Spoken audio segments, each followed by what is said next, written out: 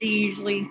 There it is. All right. So okay. So we're live now, and I'll introduce myself. I'll start off first. So guys, you guys know me. I'm Chris Fagan with This Is T3 Medias, and I'm doing a new podcast. We're gonna have a discussion about the Amber Guyger murder trial, and I've been invited.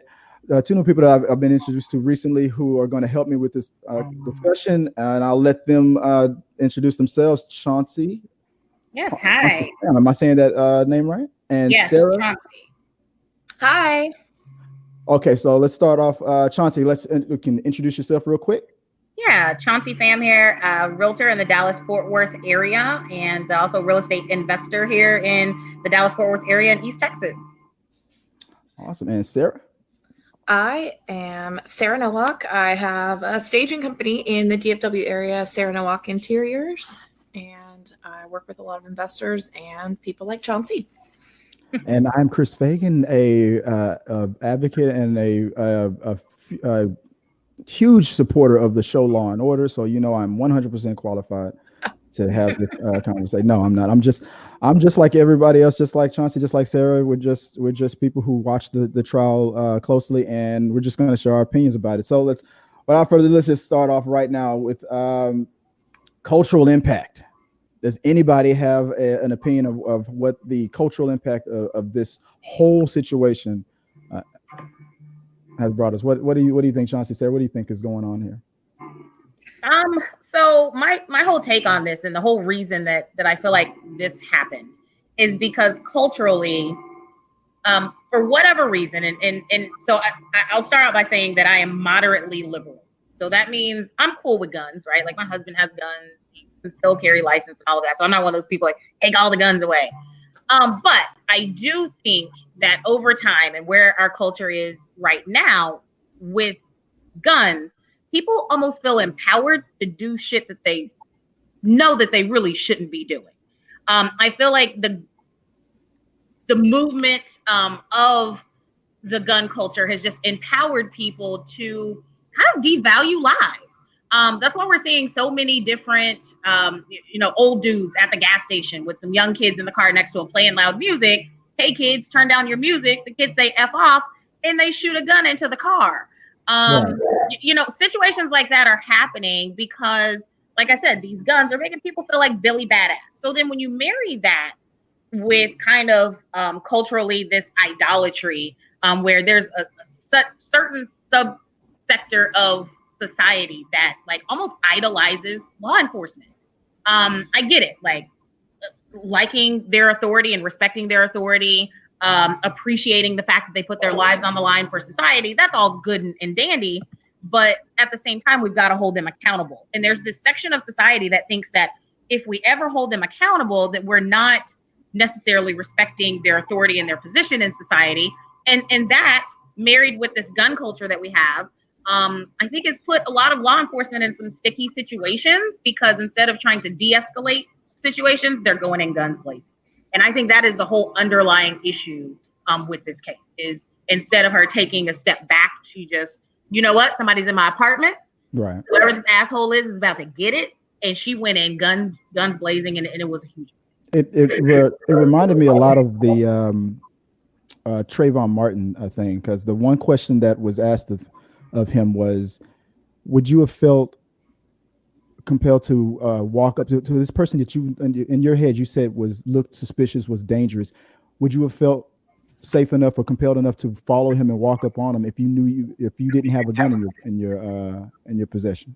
Because right. If he was so dangerous looking, you didn't know if they had a gun or if they could have been a bigger threat. But you knew you had your gun, so you went in there into the situation knowing that you could, do what you need to do. And I'm not saying that that's it's not a bad thing to be able to defend yourself or anything like that if the situation is warranted. But when you're starting the fight, when you're going into the ring, and the other person doesn't even know there is a ring, doesn't even know what that's what's happening. It's a whole. I don't even know how to explain it, but it's a whole mess that where people's lives are taken, and then after somebody's life is taken, I totally agree. We learn more about the victim's dirt than the shooter. Like for Amber Guyger's case, we learned that he had marijuana before we don't even know what she had in her system or anything. We hardly know anything about Amber Guyger except for what came out in the trial. But before the trial came out, they already began their smear campaign on to try to justify his death, because it's easy to do that to a dead body. Absolutely. To frame. What about you, Sarah? What do you think about the culture? Well, I agree, and I think you made a really good point there, because it happens every single time we have seen these stories in the news where a police officer is taking the life of an unarmed or Black man or woman that has not been found to be committing a crime. Now all of a sudden their character comes into question when things they've done in the past is really not relevant, especially since the officer that's shooting them doesn't know that at the time. Yeah. So, and people don't have to be completely innocent in order to deserve the freedom to exist without fearing police. Right. So, that innocence in that respect doesn't really matter. I mean, yes, marijuana is illegal in Texas, and Botham Jean was in Dallas with marijuana. So marijuana and ice cream matter though, and the fact that people even dug that up and bring it up is to me it's ridiculous, because, like you said, they're trying to justify somehow or make him the bad guy and allow her to remain the good guy. Right. And that again goes back even to like what I was saying on the gun culture and just the empowering and kind of like what you just said, people are allowed to do things wrong, but like not have to fear for their life from police. Let's just pretend this was her apartment. And let's just say he was in there robbing it. She was still outside in a safe space that she didn't have to go in. And since when is death the sentence for robbery? Right. Now, exactly. I feel like it's different if it's an individual, because we do have that ability in Texas to protect our property. And so an individual that's armed can go in and say, yeah, I'm going to shoot an intruder that's stealing or, doing whatever inside of my house. But as a police officer, on duty or not, they have a responsibility to uphold the law in a different way that allows for just justice for individuals. And we shouldn't be, like you said, they're not judge and jury and executioner, or they are apparently, but they're not supposed to be. So right. I think it was in the 80s that I don't know if you've seen those old movies where you see a cop come into a situation and the kids the suspect would run away, and then the cop would say freeze and then start shooting.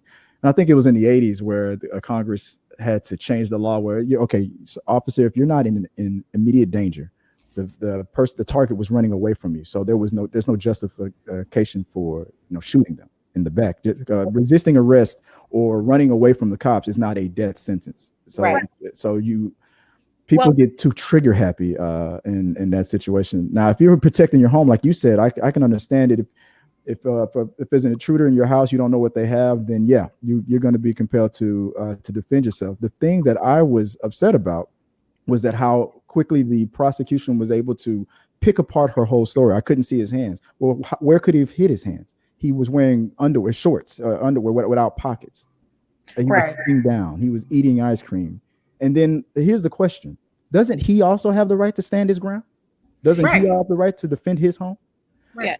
But when it's a cop involved, then it's almost like, no, whatever that cop does to you is fine, and we're going to make sure that you're smeared and you're the bad, no matter what. And that's the part that I always have a problem with. It's like, okay, what about his rights? What about him standing his ground? He was actually in his ground, 100% in the right. And then I think I said that on Facebook to our mutual friend, where I go, well, what name if she gets off 100% or is found not guilty of murder, but then tell me what did he do wrong? Right. Because allowing her to get off would suggest that he had some sort of role in why that this happened, and obviously he didn't. but I think it also shows that, racial bias at work, because I think most of us have posited and agreed that if it was a white woman or a white man, she probably wouldn't have shot that person. Mm-hmm. I think she was afraid, and probably due to just general racial bias.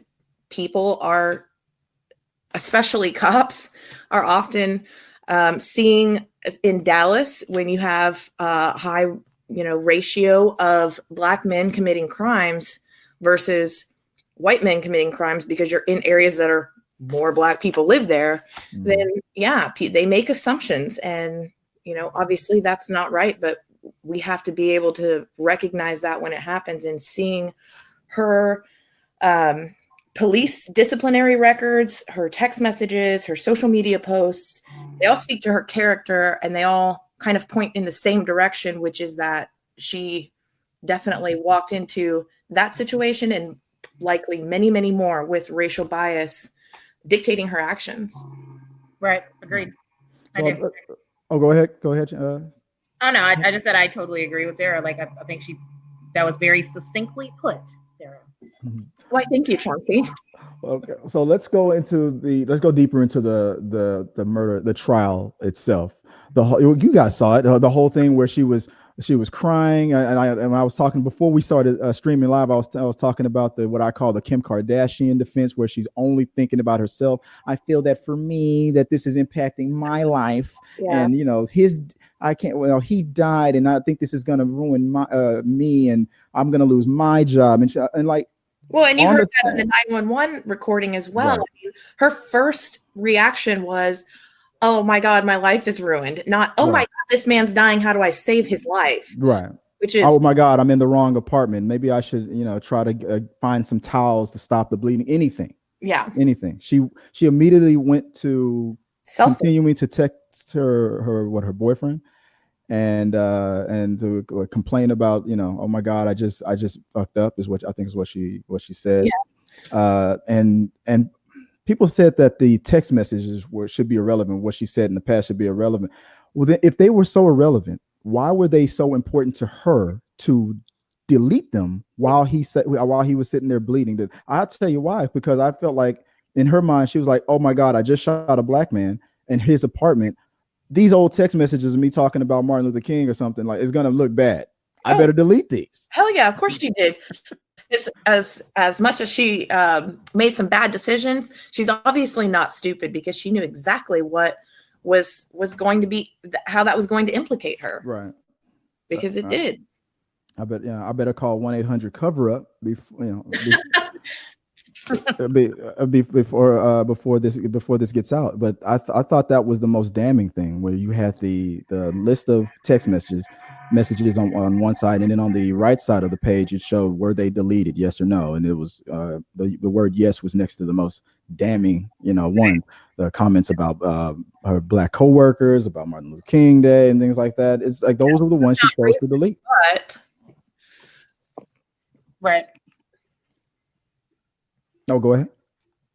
Oh, no. I was just agreeing like that. I mean, that was very, very damning. And it just kind of goes to show just the banter and the unspoken biases that, I mean, if we're being honest, that a lot of people still have, regardless of race, Mm-hmm.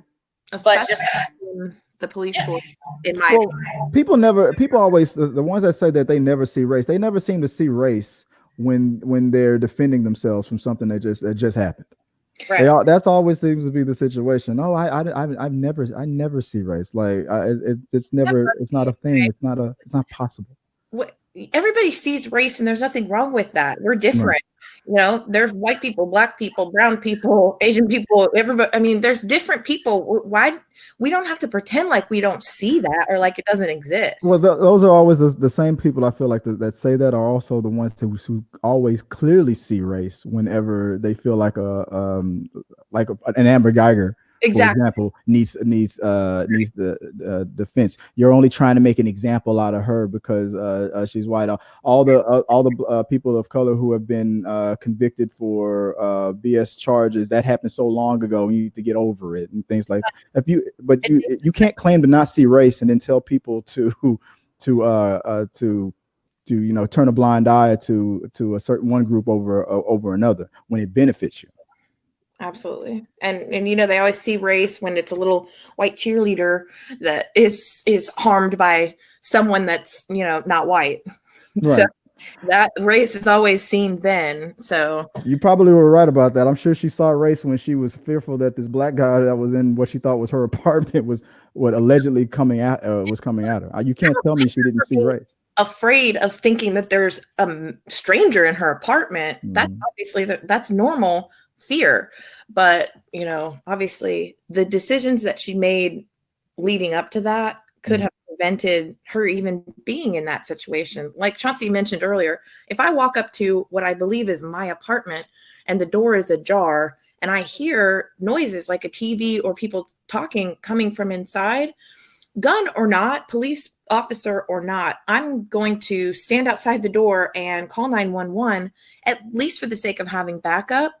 And so that I'm not in a situation where I might be harmed, even if I feel comfortable that I have a weapon and I know how to use it. Because where was he going to go? I mean, it's possible maybe he could have gone out the back and jumped off a balcony off a fourth floor, but then you would no longer be in danger. Right. The only other direction to go would be out the front door. And if he knows that you're out there, possibly with a gun, he's probably not going to make a move. Exactly. And that split second decision is what changed everything. And I mean, I've told many people this, guys. I've been to that apartment complex. The girl that used to do my hair actually lived in that complex. Is it as confusing as people that residents that are there say it is? Like legit. Almost every time that I went to go get my hair done, I was on the wrong floor because are the doors not marked? Not really. Like it's just concrete halls and. It just depends on like where you park. And then when you go in, you just have to kind of know what floor you're on. I'm pretty sure there are some markers somewhere, but they're obviously not very distinct if so many people have this issue. Like every time I went there to get my hair done, I would be on the wrong floor. That's just weird because all the doors look exactly the same.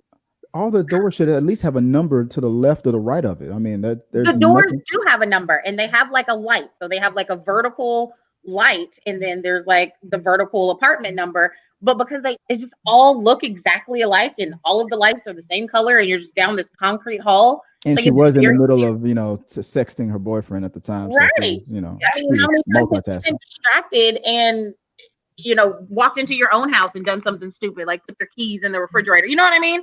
And so in a situation like this, just because it really did all look the same and I've been there, I totally understand that part of what happened. I genuinely understand that. But all of her actions, once she made it to the door and actually thought somebody was in, the fact that she thought she was Billy Badass and needed to go in guns blazing and eliminate whatever threat she perceived to be inside instead of taking a step back and evaluating the situation, that split second could have given her just the clarity to realize, oh shit, I'm not even at my apartment. This guy broke into my house, rearranged all my furniture, included more furniture, and then proceeded to eat my ice cream. That's pretty much what her defense was. Yeah. Well, like I said in that thread, it's what Chaunsey just described is with the difference between when it went from being I made a mistake to I made a bad decision, and that's where the murder conviction comes in. People are like, oh no, it should be manslaughter because she just made a mistake, but she didn't. She made a mistake by going to the wrong floor and to the wrong apartment. But once she knew that there was something wrong inside the apartment and she drew her weapon and decided that she was going to kill the threat inside instead of calling backup, that's when she made a bad decision. And that's when it was a manslaughter type, situation to being, this is just murder. I mean, she didn't make the choice to go to the wrong apartment. She chose to draw her gun. Right. and that was her own words. And I had to explain to my stepdaughter about. I reminded us. I said, well, there's a failure to what is it called? I think you just said it, Chaunsey. Failure to render aid law, and it became real popular and enforced after the death of Princess Diana. So you're in a situation where if you, within reason, if you can lend a hand, or if you, like I say, you witness a murder, you witness a guy walk up to another guy and shoot him, and then run away, and you're the only person that saw it, and you have your cell phone in your hand, and you just decide to just go to Starbucks and just ignore it, then you had a hand in that person's not shooting him. But if that person died, you had a hand in his death, because if you would have taken the time to call the cops or call the ambulance, maybe the ambulance would have got there in time and saved that person's life, which was exactly what she was 100% guilty of. Instead of calling 911, she called her boyfriend and started complaining about that. And then when the paramedics showed up, did you try to you're trained for this, did you try to do anything for him? Nope. I'm just standing here watching his ice cream melt and watching him bleed, sitting there crying, woe is me, my life is ruined, while this man's gasping for his last breaths. I mean, that takes a really sick person, in my opinion, to sit there and do that. So I'm glad she's behind bars and is having to suffer the consequences of that type of behavior, because it's kind of disturbing, right? To have that a lack of empathy on it, which led to her getting what the jury went out. Moving on to the verdict. So the jury finally came back with a conviction of 10 years, which was way below what I thought I had the over and under at 30, and a lot of people on my page thought, let's see if I can find anything here that shows it. A couple people said 10 years just announced. Let's see. A lot of comments that said maybe she's going to get less. A lot of people thought she was going to get less than 30, and that's exactly what she got. So as far as the verdict, fair, not fair? What do you think? I think fair. I mean, I think the jury. I read the jury, which was, we know, mostly women and people of color. They took about 5 minutes to all agree that she was guilty, because it was just so clear, based on her testimony mostly, that she was guilty. I mean, she committed this crime, and there was no option to come back with a not guilty verdict, in my opinion.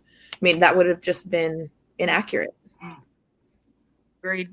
I thought that I was trying to listen closely to what how the judge was describing that form. I never saw that before, that there's a form you have to sit in front of, and you check this box if you're trying to keep it at the minimum, and then another box is if she can get the max and things like that, if you believe she was in this state of mind or that state of mind, things like that. I didn't know that it was like that. I thought it was just like that old movie 12 Angry Men. They just go in there and they just start hashing it out.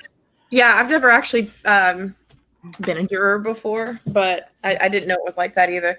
But the jurors did say that they felt that the 28 years that the prosecution asked for was harsh. I mean, everybody knows that, understands that obviously this wasn't a premeditated act, and so you feel for someone who makes a shitty decision in a shitty state of mind, and then has to suffer like this for it. But I mean, obviously she has to be punished, this right, because if you don't, it comes back to my original question. Then you have to convince me what did he do that was so bad that he deserved. I felt okay. I remember saying this to someone yesterday. At the very minimum, this was an assault. Okay, think about if this was a fight, where then if somebody got into a fist fight with another person and then somebody died, or well, if they don't die, then you can be charged with assault, aggravated assault with a deadly weapon. So I felt like whatever, and if anything, since it was his home, since, like I said, he didn't know that he was getting in this boxing match with this person with the gun. He didn't know a fight was about to happen, but a gunfight came to him and in his own home. So at the very minimum, I felt like whatever the maximum of a assault with a deadly weapon is. I felt like that should be the floor of what she should have gotten. And then whatever above that, up to murder, should be what the. I don't know why, but I just felt like that should have, an assault with a deadly weapon should have been the minimum. Should have been whatever the maximum of an assault with a deadly weapon is, should have been the minimum of what she could have gotten. And I agree. I mean, I don't see why that. I mean, it makes total sense. What do you think, Chaunsey? I mean, the verdict of murder I thought was fine, but I mean, are we kind of moving on to the sentencing part? I thought all of it was fair. I do, and here's another reason why. Oftentimes in these cases, I think a huge grievance that people of color have is that we don't feel like we get a fair shot. Right? There's typically an all-white jury. There's typically a white judge, and you've lost before you even started. In this one, it was a mostly people of color jury, and the judge was a woman of color. And a lot of people probably felt like which was unfair, which would probably be unfair to her. Which would be unfair to her.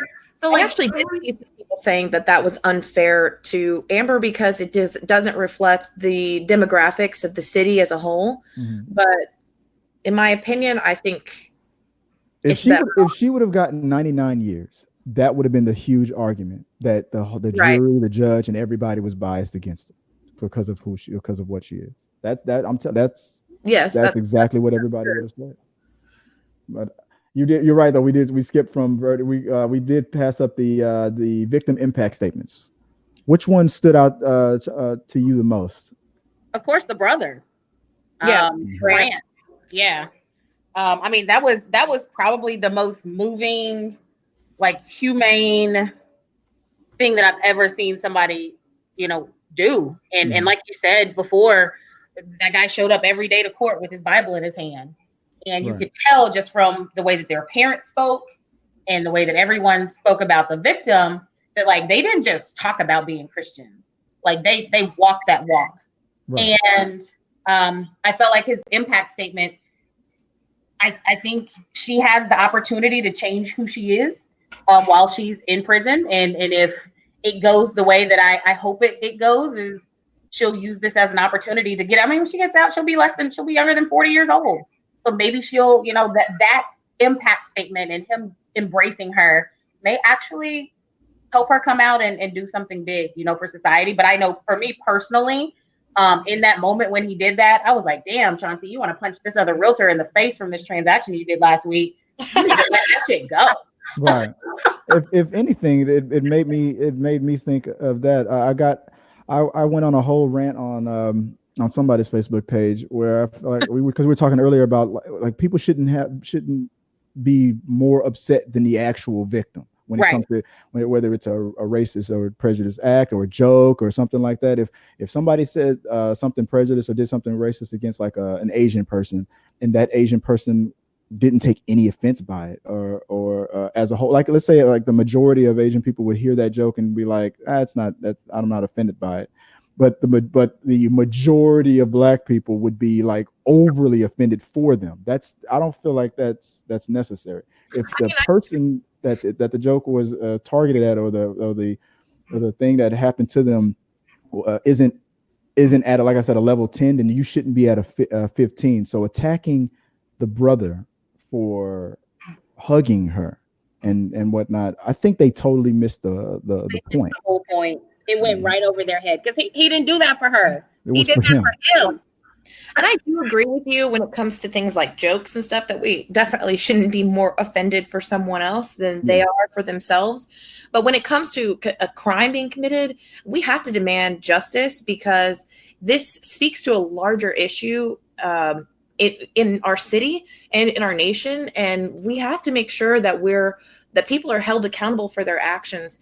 And maybe I wouldn't do it, but I have no way. It's not my place to say that Brant should not have forgiven her or embraced her or anything like that, because spiritual forgiveness is totally separate from legal justice. Yeah, exactly. To say she deserves to be punished, just like the mother Allison said. Look, we wanted a longer sentence, but we're happy that we got the conviction.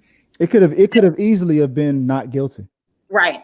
It could have gone a whole other way. And either way, though, I think that Brandt would have forgiven her, because that would, like you said, Chaunsey, this is in his heart to do, and he's walking the walk that he talks, and that's great. That's good for him. I know a lot of people wouldn't react that way, and some people are praising him, saying, yes, this is what we should all do. But the people that are attacking him for doing it, they're what you said earlier, that's the point that they're missing. They're merging the sentencing or the punishment or the fact that she's guilty and merging that with his actions of forgiving her for it. Those are two separate things. It's people out there online right now saying that because he's got a slave mentality or something like that because of the fact that he forgave her. No, he doesn't. That's an insult. It's his brother. That's an insult to his own brother. To say that's almost saying that he believes his brother deserved what he got. Right. And that's not the case. So I'll pass on commenting on the slave mentality because I am white, so I don't think that's really I mean, that's none of my business. Or it's other black people on Facebook are saying that they're mad at him for forgiving her because it's like we're letting too much stuff go. Yeah, and I've seen that, and I mean, like I said, I won't comment on that because I can't say that's wrong or to believe or that's wrong. Right. It's wrong. So I wasn't gonna put you on the spot like that, Sarah. As a black woman, how do you feel, Sarah? But it's his right to forgive someone. That's his right. Right. So people need to leave him alone. You can't, and that's the way that he chooses to heal. And these same people that say that he's wrong for forgiving Amber Guyger are trying to get the family to forgive the uncle that's been touching the nieces since 1983. So they're the same people that will also go to church, and they're obviously not listening to what they're reading and what they're saying. It's exactly what Jesus would have done. He would have forgiven. But it's what they're really. I feel like what they're doing, the ones that are online making these comments, what they're really saying is they're mad at themselves because they know that. And it's not. I don't feel like there's anything wrong with admitting.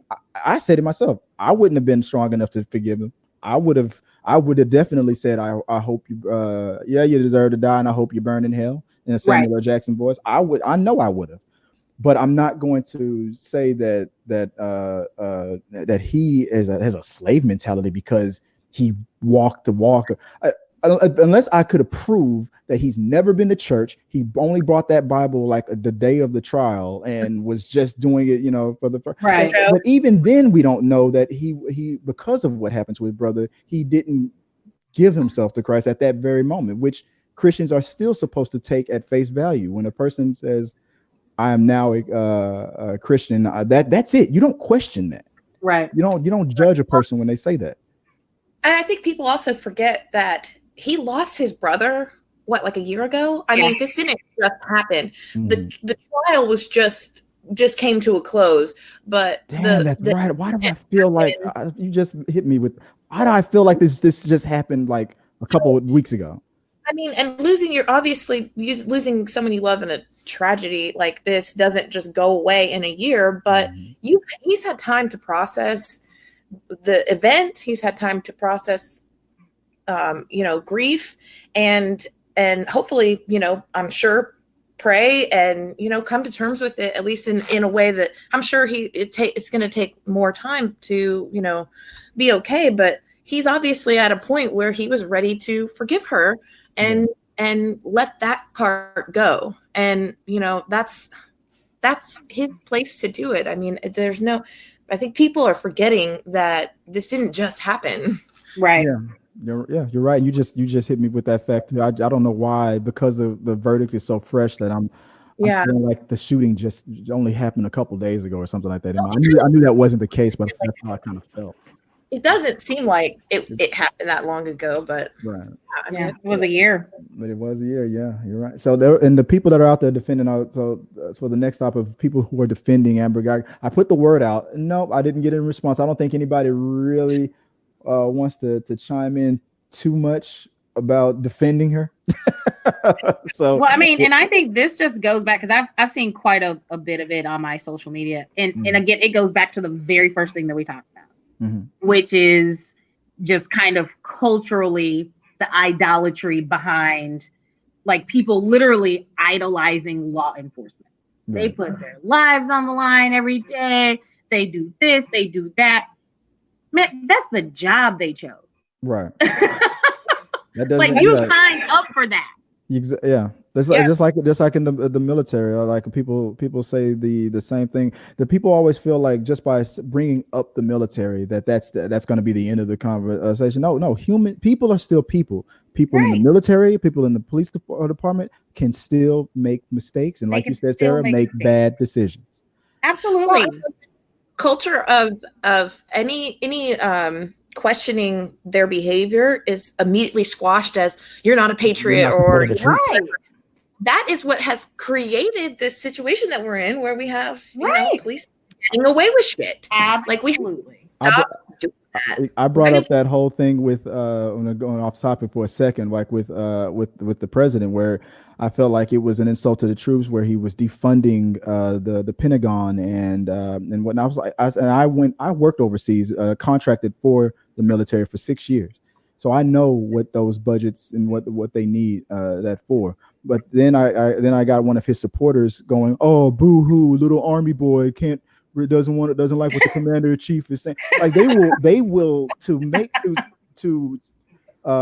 support their agenda. They will even attack the troops.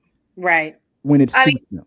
I agree, but that's in my opinion, the president has done a lot of things that would be offensive to troops, but that's a whole other day. That's a whole other topic. We'll be back on that tomorrow. But the whole mentality, like you were talking about earlier, with the whole mentality about gun worshiping and whatnot, are we afraid that one of the Democratic nominees are going to take away the guns because they're what the fear is that. Like what happened in Australia, for example, very conservative place at the time. But then when they banned those assault weapons, then the shooting, the number of deaths by those types of shootings went down dramatically. Mm-hmm. They're afraid, like just like with healthcare, they're afraid to implement it because they know deep down in their hearts that if it starts to work, if those deaths start to go down, they know that the chances of bringing it back will never ever come up and will go back up again. Just like cigarettes, not the second you took it out of the restaurants, people now and try lighting up a cigarette now in a place which you're not supposed to. Oh my God. Exactly. Oh my God. What the hell are you doing? But in the 90s, it was like smoke up. Totally agree. And I'm like on the same page as Chaunsey as far as like, I'm a very moderate liberal. We're from Texas, so we believe in our right to bear arms, and we're not ready to give that up yet. But at the same time, it's just common sense that if you take the guns away, then the gun related crimes, deaths, and injuries are going to go down. Whether or not we're willing to give that up in order to achieve that result is a different story. But it's just common sense that it would work. Yeah, it's obviously not going to prevent all because find them all. Everybody's not going to give them up, but it would definitely decrease significantly. It would have made a huge difference in this man's life. But like we said earlier, if she didn't have a gun on her at the time, would she have taken the appropriate steps? Would she have called for backup? Even with the embarrassment of backup showing up and them going, "Amber, this isn't your fucking apartment." That's better. This is a woman who we talked about when we went back on the victim impact statement. I forgot to tell you what the one that was. I don't know, was it the victim impact statement or was it during the trial? The thing that stuck out the most to me was that former officer that coworker of hers that revealed that she had a prisoner in custody that she let get away handcuffed. I talked about how bad of a cop that she was. I didn't expect that. I didn't expect another officer to come. I was like, they that boys in blue thing is not happening anymore. Right. They are throwing her under the bus. They are disassociating themselves from her. That was the most impactful statement that I saw. I was impacted by the president of the Dallas Police Association, Sergeant I don't know, Mata, turning off the dash cam Mm. to talk to her. I mean, I feel like you don't do shit like that if you don't know that something wrong happened, you know? Yeah. While she was an officer, oh yeah, they were gonna do whatever it took to trash his character and protect her. But when they couldn't keep her on the force anymore, the second she was fired, they didn't care. They go do whatever you want to do with her. Because they don't want to themselves to be implicated. They want to just let her take the fall. Mm-hmm. Or really, this is a larger issue. Yeah, the prosecution talked about how it's a culture in the police department there in Dallas that needs to be, because this has happened too many times before. He brought up a lot of other cases in the 80s and the 90s where the verdict was very different, and it's because the police will immediately go into the whole protect mode and cover, because they know prosecute. It's very hard for prosecutors too to also prosecute other cops, because they know then that if they won't cooperate with future cases, because you just got my partner arrested, put in jail, so why should I help you prosecute? They know that it's not the way it's supposed to be, and but it's the way it is. This might sound extreme, or maybe not to you guys, but if that's the case, then how can we say any of them are good if they're willing to behave that way and say, well, I didn't break the law, but you nailed my brother, so I'm not going to cooperate with you in the future? That is jeopardizing the sanctity of our justice system, and that person shouldn't be an officer either. Right. I think it goes into a whole fear thing about what other cops will think of them. How many, quote, bad apples are we talking about? Are we talking about more bad apples than good ones? I mean, that, I think it brings that into question seriously, because we have to be able to trust that our police officers are, going to have integrity and have integrity. And it seems like the more we start pursuing cases like this, the more we see that many of them do not. It's a mob mentality thing. You're more afraid. You probably are willing to do the right thing, but if everybody around you, that you don't know who's going to be the one to come against you. Is it your supervisor? Is it your partner? And how many of them are? You're always going to be outnumbered. So the easiest thing to do is to give it. There's a movie about to come out on this exact same topic with the dash cam or the body cam. A black officer that catches her partner, another cop's committing a crime, and then she has to pretty much join forces with the gang to expose these guys. There have been lots of movies about it. There was the documentary, The 7-5, which was, kind of dealing with that same subject, which is that you've got a few dirty cops, and then you've got some moderate cops with wishy-washy integrity, and they're willing to turn the other way or even become involved in order to not be blackballed by their fellow cops. So, I mean, in that case, though, then those cops who are wishy-washy become bad cops, whereas before maybe they weren't, but then they become one by, association. Okay, here's a scenario as a realtor. So, Chaunsey, me and you are both real estate brokers. All right, I'm not a broker. I'm an agent. I have to correct you. Oh, I'm sorry. I'm the only real estate broker here on this panel. I just want everybody to hear that. So, okay. So at my firm, I'm, let's say that I have the number one firm in the world. Like Remax is like so jealous of Chris Fagan, right? Okay. And you're on the other side of the deal, and you see I'm cutting these corners. You see I'm doing this and that and the other, and I'm totally going against all of the Trek rules and whatnot. But for a fact that the governor is like, me and him, we go golfing every weekend. That you could blow the whistle on me, you could say something against me, but that I'm well connected. How easy is it for you to go, you know what, this fight, this ain't, I can't. I can't, and I won't, and that happens. No, but now. But I'm saying, how easy is it, like, for people who do say that, like, how with that pressure, how easy is it for people to just go, not this time? I'm not saying you would. No, I'm agreeing with you. I'm saying, in with us just being in like a self-policing industry, right, of real estate, we are the ones that kind of police ourselves. How many times have you let something slide, especially on an agent that is a crazy high producer or that works for a really large, well-known brokerage, that you know what they're doing is totally wrong. But like, do you want that headache? Do you want to be labeled as like that agent that blew the whistle and tattled to track on, you know what I mean, over this? Is it really that big? And I mean, if that exists in real estate, which isn't really a detriment to society, it's not life altering, right? You know, real estate. But then, of course, if it's hard for us, then it's definitely going to be hard for police officers that, you know, I mean, they put their lives on the line every day and back each other up. So yeah, I mean, it's tough, and that's a lot of pressure. You'll see that mentality, especially from that one officer who's justifying doing that bad act and goes, I put my life on the line for these people. I forgot what I saw when the cop said that. I put my life on the line for these people every day.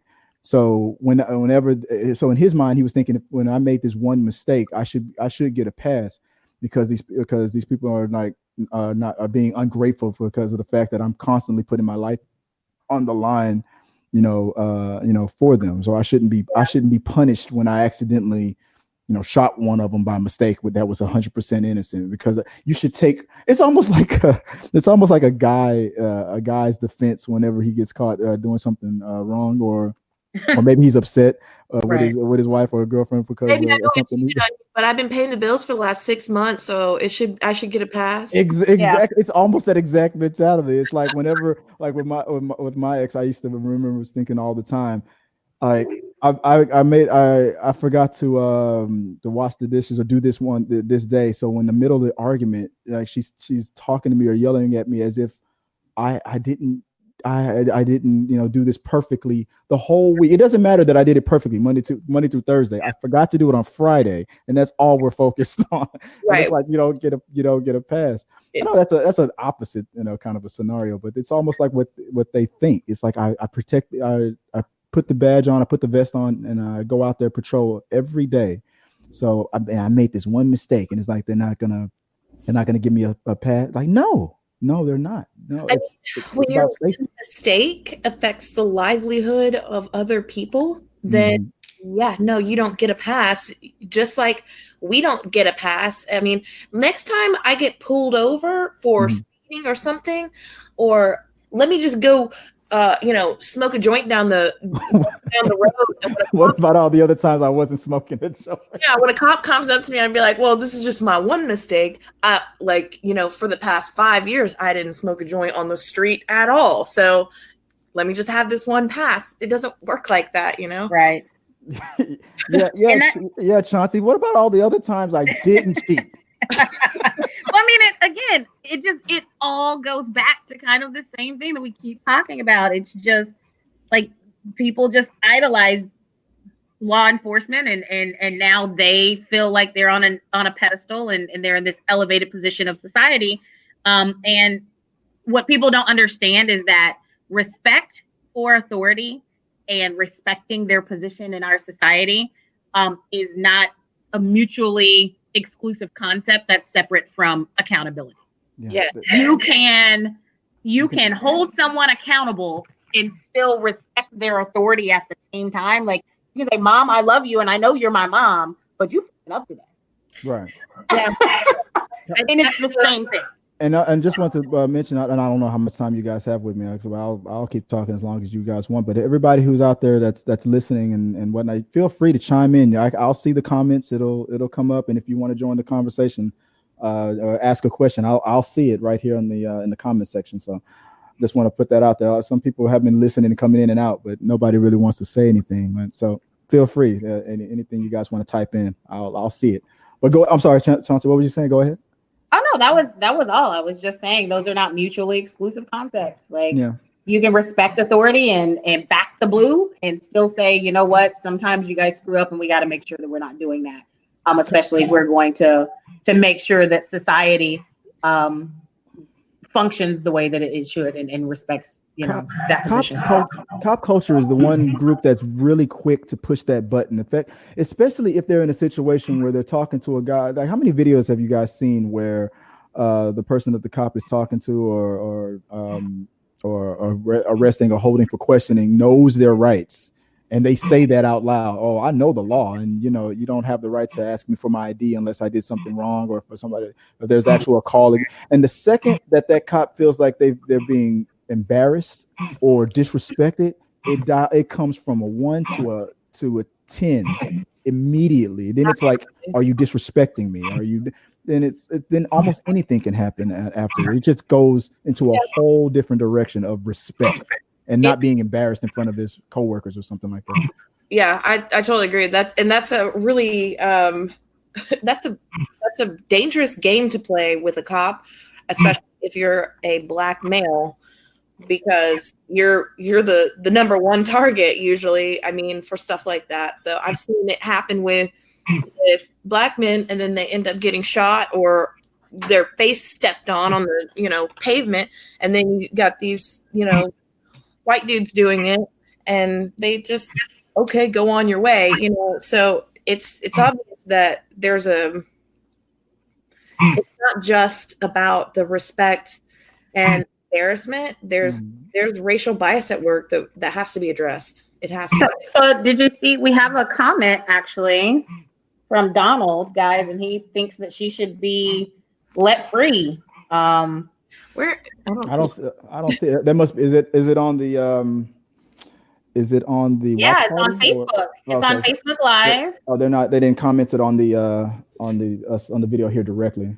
Yeah, it's on the live stream. I'm just streaming, and Donald says she should have been set free. Anything to raise money. I think she has suffered enough. So I mean, there are a lot of people that sympathize with her, because ultimately I do think it was a mistake, but I mean, somebody died, so I don't. Okay, Donald. Here's the okay, I see it now. She should have been set free. Anything to raise money. I think she has suffered enough. More than the dead guy is the question. She's wait, my question is. Oh, did she suffer? Did Amber Guyger suffer more than the person she killed? Well. Answer. It's impossible. No. So it's like, again, when I see a comment like that, I immediately think to myself, so what did he do wrong? And there's never really a good answer, a reply to that. Back and on the streets, when we were talking about, like, when a police officer is trying to arrest somebody, and then the whole thing goes out of hand, and you can almost say anything. Well, you should always listen to the cop. You should always comply. It doesn't matter if you know you weren't doing anything wrong and you just proved it or whatever. No, the cop just told you to get on the ground and take the position of a criminal. Doesn't matter how you feel. There was a police officer that was with his son, and it was going back and there was a man that was with his son, and he was going back and forth with this police officer that was I think he was giving somebody a ticket, and the guy was a pastor, and the police officer got in his face and was like, they had words and whatnot, and the guy could, if he was by himself, he could have just let it go and be like, all right, whatever, and walked away. But he said, but he was with his son. He wanted to. He was walking. He said that he was walking a very fine line. He could have just let it go, because this cop could have been crazy and just would have blown it out of proportion and probably did something to him. But he didn't want to set the example for his son that it was okay for the cop to disrespect him and dehumanize him as a man for no good reason. And so he was walking a very fine line, and I felt like he did it properly, but it could have gone very bad. He could have gotten killed in front of his son. It could have been. So he took a lot of people take a risk, and I don't think that people think about the risks that people, black or white, doesn't matter. I don't think they think about the risk that people are in when they know they're not involved. It's easy after the fact to go, you should have did this or you should have did that. Yeah, I mean, I agree with that. But if you're in it, you don't know what you would do. It's easy to say I would do this or I would do that when you're not actually in that situation. But, we all kind of have an idea of what we might do. And of course, that can definitely change when you're actually in the situation. But, I think it's important that we all agree that we should all be respectful to one another. Like, unless a cop is being just horribly disrespectful to you, there's no reason to just have an attitude right at the start of an interaction with a police officer. So I just want to establish that so I'm not like misunderstood. I'm not a cop hater, and I don't, disrespect cops or anything like that. But I think there should be mutual respect, and, police should respect us as citizens just as much as we should respect them. And if we all walk into encounters with that mentality, then I think we would have fewer incidences. Absolutely. Okay. Absolutely. I know that's we're getting off. We went longer than I expected, and so I know it's getting. But I would love to have this conversation on different topics, because I told you, Sarah. I said I knew it. I said that if this went the way I felt like it was going to go, the back and forth, and I felt like it was strong, I was going to invite you guys again. So welcome to the show. Because I'm definitely gonna have you guys on again. I don't know if you want to. We can talk about other hard-hitting topics like this. We can talk about. I mostly talk about entertainment stuff, but every now and then I do hit topics like this. I want to get people's opinion about it. So I appreciate you guys, taking the time to sit down and talk with me, and because you guys know a lot about a little and little about a lot of things, and I can tell you guys have. Really, this has impacted you in a tremendous way, and I'm glad you had the time to share it with us. Well, thank you, Chris. Thank you, Sarah. Yeah, thanks for inviting me. So, is there any closing statements anybody want to share before we sign off? Well, I was just going to let you know I'm going to see The Joker tonight, so I don't know if you've seen it yet, but I know you usually talk movies, so I will. My review will be coming up on that in the next few minutes, actually. Oh, really? Yeah. Well, maybe I'll watch. Outstanding. And Chaunsey, I'm going to talk to you later about some real estate stuff, because that whole scenario about me being bigger than Remax was not true. But I think you knew that. That's why you laughed so hard. We're going to talk. Before the show, I told her, I said, Sarah, why did you introduce me to this realtor that's just making me feel bad about myself? You did that on purpose, but it's all good. But Chaunsey makes us all look a little less than. She goes, Chris, I'm just trying to make you better. Okay, that's why I put you guys in touch. She's a pro and shit. Obviously, I saw the YouTube channels where she said, subscribe. Go subscribe to Chaunsey Pham on YouTube. She kicking ass out there in Dallas. What about you, Sarah? You have anything that you want to plug? Your business or anything like that? I mean, if anyone needs some badass staging in DFW, hit me up. Badass staging indeed. She does all of our properties, so she's pretty amazing. Outstanding. And as for me, guys, you already know, talking to the medias and Credit Realty. That's the name of my firm. If you guys want, please like and subscribe to the channel. I appreciate your time. Continue the conversation. Hit the comments and put it in the box. Let us know what you guys think about the case. And until next time.